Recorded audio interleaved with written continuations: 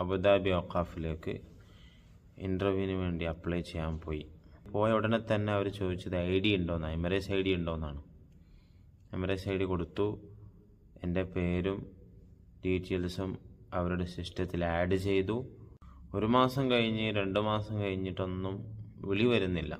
മാസങ്ങൾ നീണ്ടുപോയി. 2, 3, 4, 5, 5.5 മാസമൊക്കെ.